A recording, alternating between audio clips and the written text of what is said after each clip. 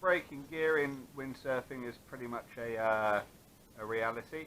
Had to make up 2 more UJs today, which turned out to be probably more hassle than it used to be 20 years ago.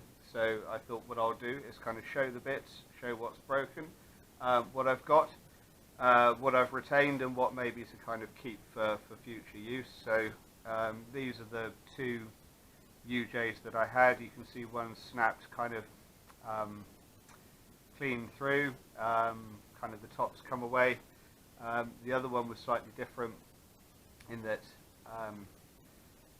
it would have had a thread sticking out for the Euro pin to join onto, and obviously this is ripped out. So this one snapped last year, put it in the drawer, thought, oh, I still got one, and then this one snapped out there yesterday. So it's been a case of just salvaging whatever I can find. I went to the windsurfing shop, and first thing you think is, okay, all we've got to do is just replace, the UJ. Life is sweet. So obviously I had the pins, from the old bases.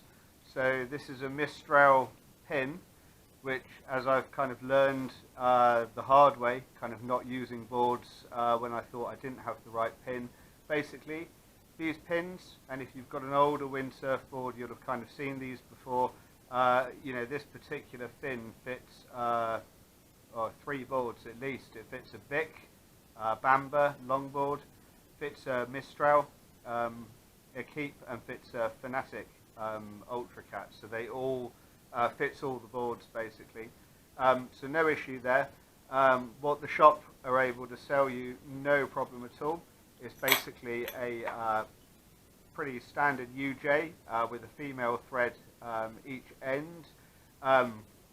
This is a Rads brand UJ, and I'm going to say straight out, probably should have hung in there and got the like the Bogey brand one. I mean, these old ones have lasted thick end of 20 years, and whilst getting that you should change them every couple of years, I mean, they've hung in there because longboarding doesn't place massive stresses on the equipment. So they've lasted a long time, and I don't know quite so much about this cheaper brand, how this will go.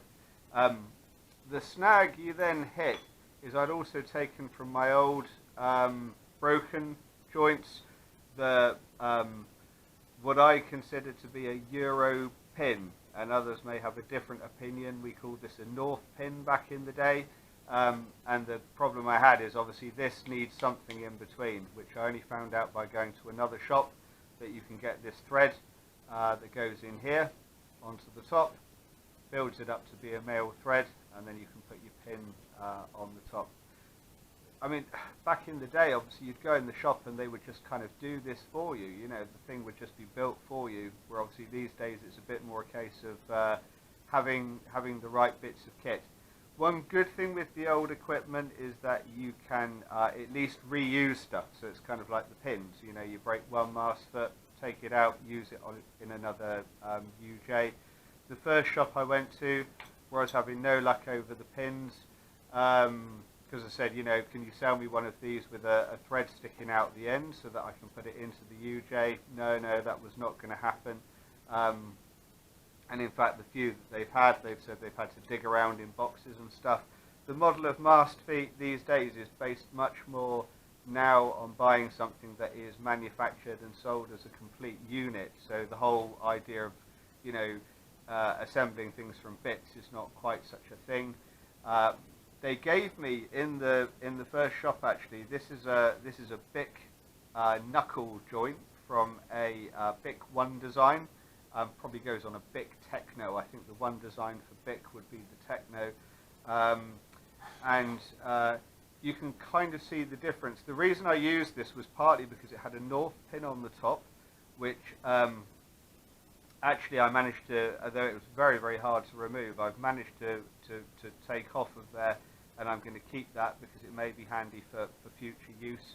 But also it had either end these two like big washers, one on each end. Now when I build up a mast foot, I like to have those on the top. I think it's nice that when this is fully screwed down, it gives the pin something to kind of seat against, you know. But hey, you know, useful, free parts. So I was like, thank you, windsurfing shop. What I did notice, because I also wanted this thing off the bottom, you can tie a safety leash to this, and this was attached to the Bic UJ. So I thought, oh, I want that off. So I had to saw through. So the Bic pin is not like my old ones where it comes with a thread. This is manufactured into the actual UJ itself. So I had to saw through to remove that, basically to get access to the top half, so that I could then remove the washer. So that kind of shows how all of that goes together. All pretty straightforward, really. As I say, simply thread in, washer on the top, and this will have the North pin or Euro pin or whatever we're calling them these days, straight on there like that.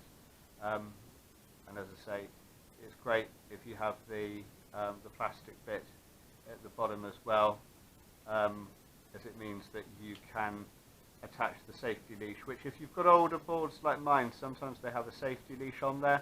If it's on there, you may as well use it. By taking apart another UJ that was well broken and attached to this old Mistral extension, again I've managed between the Bic one and that one to get hold of two of these kind of skirts that go round, and again these are handy because if your UJ snaps, this will hold it together for long enough to kind of get back to the beach, and a little retaining band just to hold it tight to the UJ. So again, good to kind of have. What I've managed to make is two that are really better than what I had previously. One of them was just completely plain and had nothing on the bottom. The other one had this, which is the remains of an old Mistral retaining clip for the safety leash, which at least helps to take up space, because the problem you get sometimes, whether it's the Euro pin or the pin that goes into the base of the board, you really want your washers and your bit for the safety leash. What these can do is help to take up space, because sometimes what you end up with is a gap between the pin and the bottom of the mast foot, or a gap between the Euro pin and the top of the UJ.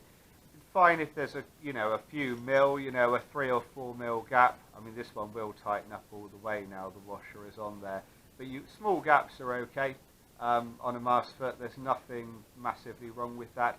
If you end up with enormous gaps, it's not only going to look pretty ghastly, but this is going to be able to exert more pressure, and you're potentially going to get this snapping when it's under load. These are kind of nominally just sort of loosely put together. Kind of one thing that will have to happen is that I will put these together with some Loctite. You have to have some kind of Threadlocker when you put these old ones together, otherwise they're just going to unscrew themselves on the water. So that just needs to go on, a few drops on each joint, I think, basically. And that will kind of then sit for 24 hours to harden off fully. Other bits I got from taking this old one apart, I recovered another pin. You can see there's still some of the old, may be able to see there's still some of the old Threadlocker dried into the threads there. Worth holding on to. Because it's a good match. So in terms of keeping this old gear going, it's just another one that can be used. Although the shapes of all three of these look slightly different, you can possibly kind of see that they all do nominally the same job when they go into the mast track of the board. They're all going to sit reasonably okay, and certainly these two are what I've been using on identical boards. So this one will work just fine, so it's worth keeping for a spare. and likewise the North pin or Euro pin from the top of the Bic snapped mast foot that the shop gave me. It took a heck of a lot of torque to actually get this off, but I have tried it in the 2 extensions that I use, and it fits just fine. So again, it's worth holding on to. Definitely, both places I went into emphasised that because of the emphasis on stuff being manufactured as a complete unit, it's getting rarer and rarer to find these Euro pins.